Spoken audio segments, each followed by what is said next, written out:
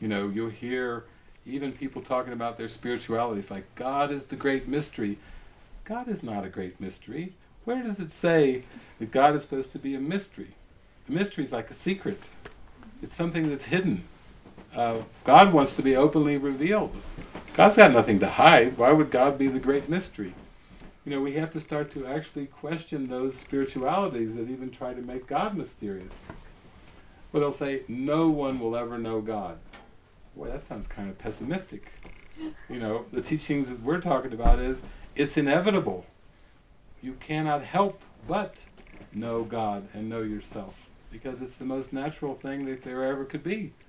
In fact, it's unnatural to try to make up an identity where you don't know God, and then to maintain it. I'll talk to people all the time, they'll say, David, be practical. Be practical. Forgiveness is challenging, and you must agree that it's extremely difficult. And I say, I can't agree with that. No, I think it's extremely easy.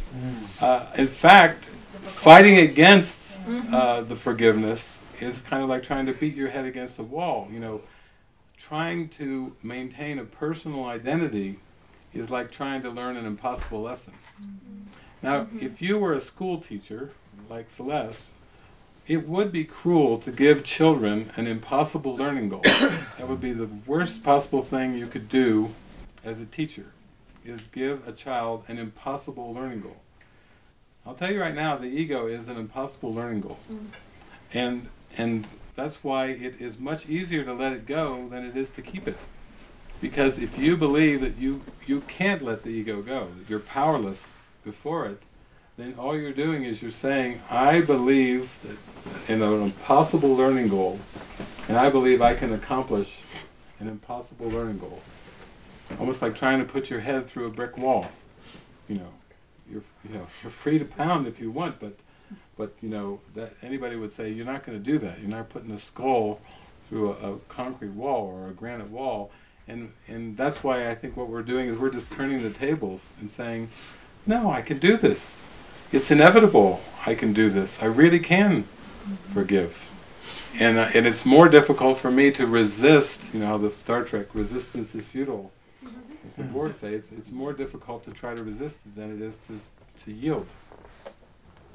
Although, now that you bring that up, isn't that funny that for those of us that know Star Trek and the Borg, how that ego even uses the Borg as the darkness, the collective, you know, the oneness as the evil, as the thing that we need to avoid and all that.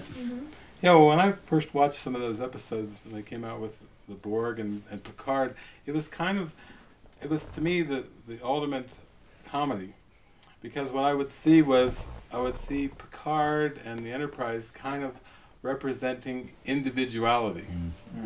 And then I would see the Borg representing the collective, and both of them are illusions. The individuality is just as much of an illusion of the collective.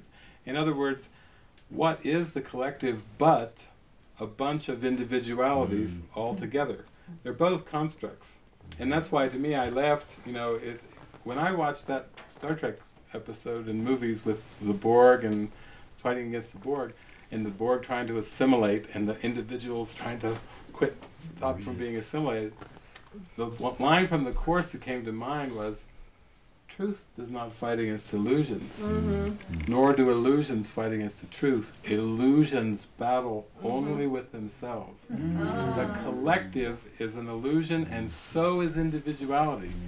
And then what we could say the assimilation into the truth would be letting go of both concepts.